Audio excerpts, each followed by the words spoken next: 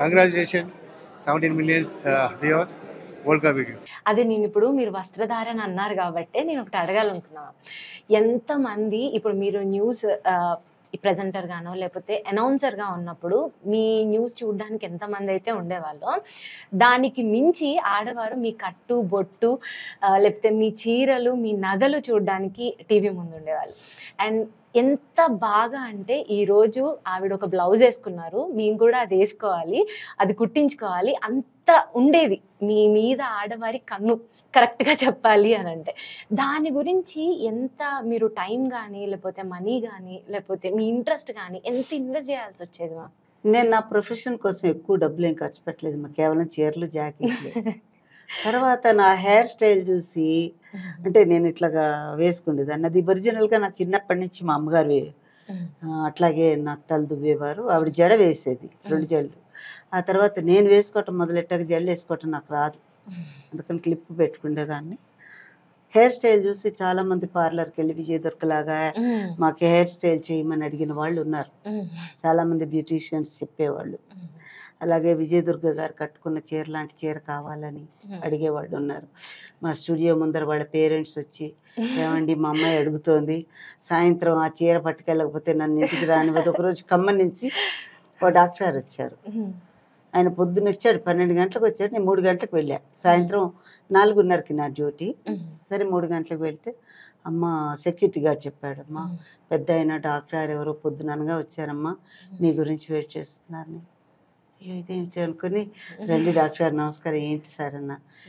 ఏం లేదమ్మా, మీరు దూరదర్శన్ యాన్యువల్ డేకి ఒక చీర కట్టారట, మా అమ్మాయి నాకు ఆర్డర్ చేసింది, డాడీ నువ్వు హైదరాబాద్ వెళ్తున్నావు, విజయదుర్గ గారిని కలిసి నువ్వు ఆ చీర ఎక్కడ కొన్నదో ఆ చీర కొనుక్కో, నువ్వు ఇంటికి రాకపోతే సాయంత్రం ఇంటికి రాకని చెప్పింది. అయ్యో ఆయన అన్నారు. నేనన్నాను, నాకు ఎక్కడ కనిపిస్తే అక్కడ అలా కొంటానండి, ఇప్పుడు ఆ చీరలు ఆ టైప్ ఉన్నాయో లేవో తెలియదు, కావాలంటే నేను ఏ చీరలైనా 1-2 సార్లు కంటే కట్టనమ్మా.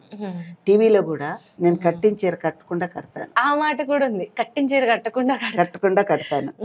ఎక్కువ రిపీట్ అయ్యింది నా కెరీర్ మొత్తం మీద, ఒక 2-3 చీరలు రిపీట్ అయ్యి ఉంటాయి సామాన్యంగా, అర్జెన్సీ ఉంటే తప్ప, లేకపోతే నేను కట్టిన చీర కనిపించదు మళ్ళా నాకు. అలా ఉండేదన్నమాట. అంటే నేను ఒక్కసారి కట్టాను ఆ చీర, కావాలంటే ఇస్తా, అభ్యంతరం లేకపోతే తీసుకెళ్ళండి అన్న. లేదండి ఆ చీరే కావాలంది. అంటే మీ అడ్రస్ ఇవ్వండి, ఇస్తే నాకు కనిపిస్తే నేను పోస్ట్లో ఆ చీర కొని పంపిస్తాను మీ అమ్మాయికి అని చెప్పాను. అలాగే తిరుపతి వెళ్ళినప్పుడు ఆయన ప్రధాన అర్చకుడు హారతి ఇస్తే చూసి, విజయదుర్గ గారు మీరు కట్టే చీరలు అంటే మా వాడికి చాలా ఇష్టం అండి అన్నాడు. నేను అలాగే చాలామంది అంటారమ్మా, మామూలు చీరలే కానీ కొంచెం ఈ బ్లాక్ అండ్ వైట్ టీవీకి తగ్గట్టు అప్పుడు కొన్నాను, కలర్ టీవీ వచ్చాక దానికి తగ్గట్టు కొన్నాను. ఈవెన్ ఇప్పుడు కూడా నేనేంటంటే టీవీ దృష్టిలో పెట్టుకుని, అంటే దూరదర్శన్ మామూలుగా ఇప్పుడు అవసరం లేదు, కానీ పొద్దున మీరు చెప్పేటప్పటికి నా చీరలన్నీ వెతికి ఈ చీర సెలెక్ట్ చేశాను.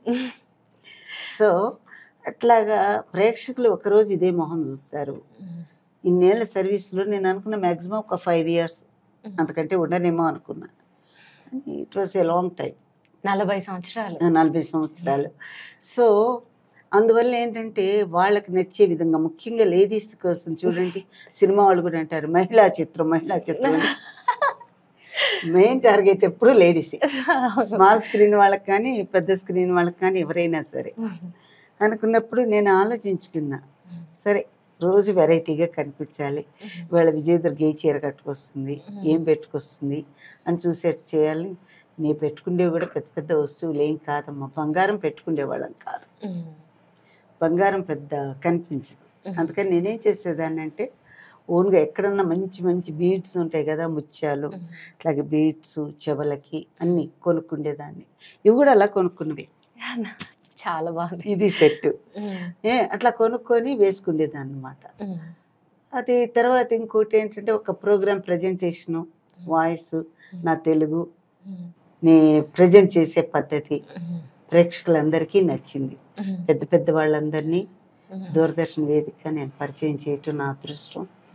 సో దాన్ని ప్రేక్షకులందరూ రిసీవ్ చేసుకోవటం మరొక అదృష్టం. అందువల్ల ఈ చీరలు, నగలు ఇవన్నీ లేడీస్కి ఇంట్రెస్ట్ కాబట్టి బీయింగ్ ఏ లేడీ నాకు ఇంట్రెస్టే. ఈ విధంగా రోజు ఒక రకంగా అలంకరించుకోవటం చాలా మంది ఇష్టపడతారు కదా. అవును మ్యామ్. రోజుకు ఒక రకంగా అందంగా కనిపించాలంటే దానికి ఈ ఉద్యోగం నాకు ఎంత హెల్ప్ చేసింది.